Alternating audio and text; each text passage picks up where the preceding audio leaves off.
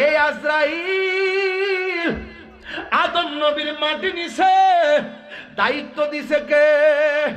আল্লাহ বলে আজরাইল মাটির কান্না তোমার মন গলাইতে পারে নাই, ওই মানুষের জান তুমি কবজ করবা, পাশে আপনজন সব কাঁদবে, তুমি রূহ কবজ করো। সুবহানাল্লাহ। আল্লাহ রাব্বুল আলামিন কোরআনে বলছেন ইন্নাহু হুয়া ইউবদিউ ওয়া ইউঈদ ওয়া হুয়াল গফুরুল ওয়াদুদ যুল আরশিল মাজিদ। সে যে নামে আজরাইল সঠিক সময় তোমার ঘরে হইব দাখিল, ঠিক কিনা? কত কাকুতি মিনতি করবা তুমি, রেহাই পাবে না।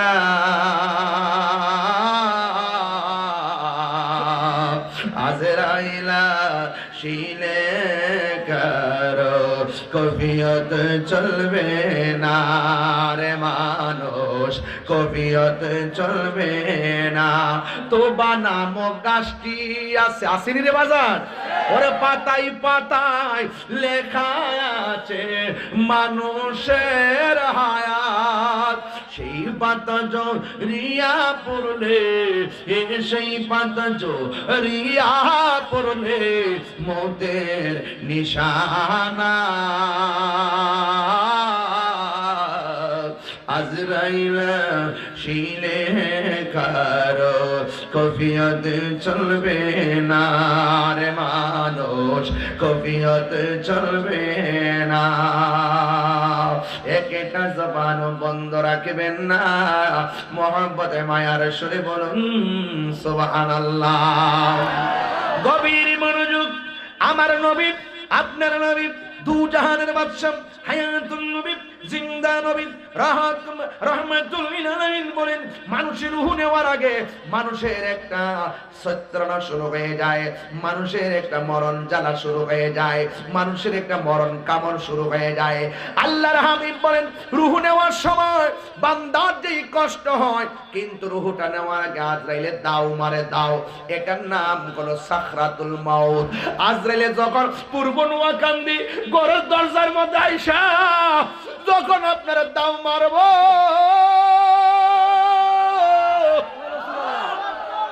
ও আমার পূর্ব নোয়াগাঁওয়ের বাবা, আজরাইল দাওটা শোনা মাত্র যখন দরজার মধ্যে দাও মারবে, আল্লাহু আকবার বলেন না কেন? ওই আজরাইলের দাও খাইয়া মানুষের রগগুলো টাস টাস করে ছিঁড়ে যাবে, হাড্ডিগুলো টাস টাস করে কোনে যাবে, তাজা তাজা রক্তগুলো সেকেন্ডে পানি হয়ে যাবে, আর মানুষগুলো পাগলের মতন ছায়া থাকবো, কেউ নাই, ডানে আপন বোঝার ক্ষমতা নাই, বামে মানুষ বোঝার ক্ষমতা নাই। আমার নবী বলেন আজরাইলের দাও খাইয়া গলাটা এমন ভাবে শুকাইয়া যাইব, ওই গলাটার ভিতরে 7 সমুদ্র 13 নদীর পানি ডাইলা দিলেও পানি তৃষ্ণা মিটবে না রে বাবা, পানি তৃষ্ণা। যুবক ভাইরা আমার কি দিয়ে ওয়াজ বুঝাইতাম? যার মরণটা ভালো তার কবরটা ভালো, কথা বলেন ঠিক কিনা? যার কবরটা ভালো তার হাসরটা ভালো, কথা বলেন ঠিক কিনা? এই জন্য আমার নবী, আপনার নবী রাহমাতুল লিল আলামিন বলতেছেন আজরাইলের দাও খায়া রূহটা একবার নেওয়ার আগে শরীরটারে তসতস বানায়া বলাইও, বন্ধুরে বন্ধুরে, হ্যাঁ বন্ধু, গভীর রজনীতে আমি কি আর ওয়াজ করতাম। এবার আমার নবী, আপনার নবী বলেন আজরাইলে যখন রূহটারে ধরব, ঘরের মানুষ বুঝতে পারবে না, রংমহলে থাকবার বন্ধ, পালঙ্কে শুইয়া কোন সন্ধানে মন চূড়া ঢুকিবে আসিয়া, দুয়ারে প্রহরী তৈয়া প্রবেশ করলো কেমনে, আর কি দেখা হবে রে পূর্ব নোয়াগাঁও জীবনে। এমন হতে পারে আজকের মাহফিল আমার জন্য জীবনের শেষ মাহফিল হয়ে যাইতে পারে। ও বন্ধু, নিঃশ্বাসের কোনো বিশ্বাস নাই। এমন অনেক মানুষ মসজিদে নামাজ পড়ে ঘরে যাওয়ার পরে বুকে ব্যথা উইটা মারা যায়। এমন অনেক মানুষ দোকানের মধ্যে চা পান করে ঘরের ভিতরে যায় পয়রা মারা যায়। এমন বহুত মানুষ বিদেশ যায় টাকা রুজি করতে, বিল্ডিং থেকে পয়রা দুনিয়া থেকে বিদায় হয়ে বাড়িতে লাশ হয়ে ফিরে। এই জন্য যুবক, এই মাহফিলটা সাধারণ মাহফিল মনে করা যাবে না। আমি আদম থেকে শুরু করলাম, আমার বাপ আদমকে স্মরণ করাইয়া এখন একটু কবরের দিকে চলে যাবো রে বাজান। আপনারা জবান খুইলা কোন কবরটা কি আসল ঘর না নকল ঘর? অনেক মানুষ দেখবেন রাতের বেলা শরীরের কাটা কাটা দিয়া পশম গোলা দাঁড়ায়া যায়। এখন বলবেন হুজুর এমন ভাবে পশম দাঁড়ায়া যায় কেন? কারণ কবরের মাটি যখন আপনারা ডাক মেরে কয় তাহিরি রে বালক ফিরে কবরে আয়, আমি কবরটা বালা জাগা না, আমল করে আইবা, ইমান লই আইবা, আমি মাটি তোমার সঙ্গে ভালো ব্যবহার করবো। জানুনি মাটি দিয়েই কিন্তু বানানো হয়েছে। মাটির উপরে যে চলতেছেন, কুট কোদাল দিয়ে কুবাইতেছেন, মাটি কোনো প্রতিশোধ নেয় না। বিল্ডিং করতেছেন, মাটি কোনো প্রতিশোধ নেয় না। পা দিয়া মাটির মধ্যে আঘাত করতেছেন, মাটি কোনো প্রতিশোধ নেয় না। এই জমিনে চইলা যদি আল্লাহর সঙ্গে নাফরমানি করো, আমার নবী আপনার নবী বলেন কবরের মধ্যে যাওয়ার পরে কবরের মাটি মানুষের সঙ্গে আচরণটা কেমন করবে শোনেন। আমার নবী বলেন কবরের মতন এমন আযাব আমি আর কিছুই দেখি নাই। কবরের মধ্যে প্রথম আযাব কোনটা জানেননি? এই ডান পাশের মাটি এক প্রান্তে চলে যাবে, বাম পাশের মাটি আর এক প্রান্তে চলে যাবে।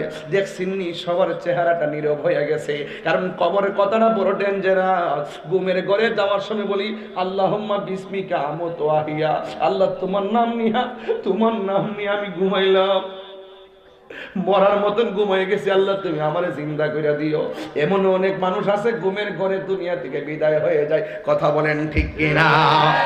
এই জন্য যুবক ভাইয়ারা, আমার নবী আপনার নবী বলেন এই দুনিয়ার মধ্যে চইলা বেনামাজি হইয়া যদি লোকটা মারা যায়, ওই কবরে গেলে মাটি তিনটা শাস্তি দিবে।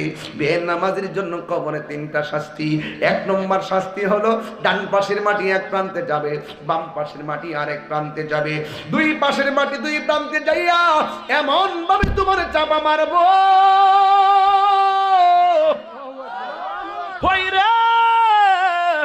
এমন ভাবে চাপা মারবো একেবারে টিস্যুটা যেমনে গুড়া বানাইয়া ফালায়, ডান পাশের হাড্ডি গুলো বাম পাশের হাড্ডির ভিতরে এমন ভাবে টাস করে ঢুকে যাইব, বাম পাশের হাড্ডিগুলো ডান পাশের হাড্ডির ভিতরে ঢুকে যাবে। তখন বান্দারা ডাক দিয়ে বলবে আল্লাহ, আগে যদি জানতাম বেনামাজি হইয়া কবর আইলে এমন ভাবে মারবা, জীবনেও আমরা নামাজ ছাড়তাম না গো আল্লাহ। ও আল্লাহ, আরেকটা সুযোগ দাও, দুনিয়ায় যায় নামাজ পড়বো। আল্লাহ বলবেন না না না, সুম্মা ইলাইহি তুরজাউন, আমি আল্লাহর কাছে ফিরে আসলে মৃত্যুর মাধ্যমে আর দুনিয়ায় যাওয়ার সুযোগ নাই। ইন্না বাতশা রাব্বিকা লাশাদীদ, নিশ্চয়ই আমার আল্লাহর ধরা অনেক শক্ত। আল্লাহ ডাক দিয়ে বলে বান্দা, আমি আল্লাহ তোরে কোরআন দিছি, কোরআনের মধ্যে 82 জায়গায় নামাজের কথা বলছি, তুমি নামাজ পড়ো নাই। এই কবরের ভিতরে বেনামাজের মাটি চাপা দিব। 2 নম্বর কবরের ভিতরে জাহান্নামের আগুন দেওয়া হবে। 3 নম্বর কবরের ভিতরে সাপ বিচ্ছু দেওয়া হবে। এমন আযাব ও যুবক, আল্লাহ রাব্বুল আলামিন বলতেছেন ওয়া মা ইয়াস্তাবিল আহইয়া ওয়ালাল আমওয়াত, যারা দুনিয়ার মধ্যে জিন্দা আর যারা মরা এরা কোনোদিন এক হতে পারে না। ইন্নাল্লাহা ইউসমিউ মাইয়াশা, আমি আল্লাহ যারা ইচ্ছা করি সে কবর আযাব দেখতে পারে। আপনারা জবান খুলে বলুন আমার নবী কবরের আযাব দেখার ক্ষমতা আছে না নাই? আরো বড় করে বলেন আছে না নাই? আমার নবী আপনার নবী একদিন গুরুস্থানের মধ্যে গেছে। ওই গুরুস্থানের মধ্যে যাইয়া দেখেন গুরুস্থানের প্রত্যেকটা কবরে মানুষ জান্নাতের গালিচায় শুয়ে রইছে। বড় করে বলেন না সুবহানাল্লাহ। এবার আমার নবী দেখতেছেন ওই গুরুস্থানের মধ্যে সব মানুষগুলো জান্নাতের গালিচায় ঘুমায় রইছে। ও বন্ধুরে বন্ধুরে ও বন্ধু, একটা কবরের মধ্যে নবী দেখতেছেন জাহান্নামের বিছানার মধ্যে ঘুমায় রইছে না, একবারে চিল্লে চিল্লে নাচতেছে। মাশরিক থেকে মাগরিব, শিমাল থেকে জুনুব পর্যন্ত তার কান্নার আওয়াজ বাড়ি হইয়া গেছে। আমার নবী সব কবরের আযাব দেখা চোখের মুখ মুস্কি মুস্কি হাসতেছেন। আর একটা কবরের মধ্যে যখন আযাব দেখছেন, আমার নবী চোখের পানি ফালায়া ফালায়া কাঁদতেছেন। সাহাবীরা, আল্লাহু আকবার জোরে হবে, সাহাবীরা ডাক দিয়া কয়, ইয়া রাসূলুল্লাহ, নবী গো, মায়ার নবীজি, আপনি সব কবর দেখে আপনি হাসলেন, একটা কবর দেখে কেন আপনি কাঁদলেন? আমার নবী ডাক দিকে, সাহাবীরা বাজারের মধ্যে যাও, বাজারের মধ্যে যাই একটা মাইকিং করে দাও, এই গুরুস্থানের মধ্যে যাদের আপনজন শোয়াইছে তারা যেন কবরের পারে আইসা আইসা দাঁড়ায় যায়। সব মানুষ এলান পাইয়া গুরুস্থানের মধ্যে আসছেন, কিন্তু একটা কবরের বরাবর কে আসবে? যেই কবরটা দেখা আমার নবী চোখের পানি ফলাইয়া কাঁদছে। সব সাহাবীরা তাকায়া রইছে, এই কবরের বরাবর কে আসে? এবার আমার নবীর সাহাবীরা এবং নবী তাকায়া দেখতেছে যে এই কবরটার কাছে আমার নবী কান্না করছে। ওই কবরের পারে কেউ দাঁড়ায় নাই, বুড়া একটা মহিলা লাঠি ভর কইরা কইরা কবরের পারে দাঁড়ায় গেছে। আমার নবী ডাক দিয়া কয়, মা মা মা মা গো, এই কবরের পারে যে আপনি এসে দাঁড়াইলেন, আপনি আমারে বলেন না গো মা, এই কবরের লাশটা আপনার কি হয়? বুড়া মহিলাটা বলে, নবী গো, এই বুড়া মহিলাটা ডাক দিয়ে কয়, নবী গো, এটা অন্য কেউ না, এটা হলো আমার সন্তানের লাশের কবর।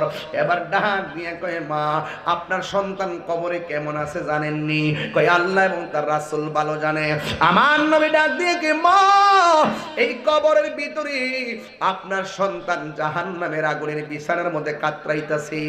আপনি জানেননি সন্তানটা অনেক কষ্ট আছে। আপনারা জবান খুলে কন, মা সন্তান কষ্ট পাইলে মা কষ্ট পায় কি পায় না? কিন্তু এখানে ভিন্ন। নবী যখন